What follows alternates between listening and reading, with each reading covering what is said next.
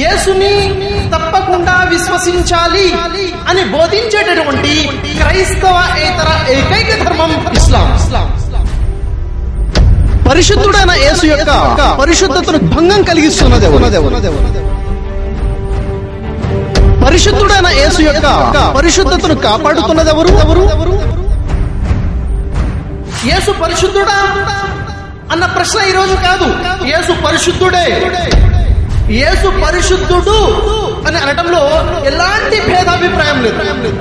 యేసు పరిశుద్ధతను 1% కూడా ఎవరైనా శంకించారు, అనుమానించారంటే అతను ఆ క్షణమే అవిశ్వాసి అయిపోతాడు.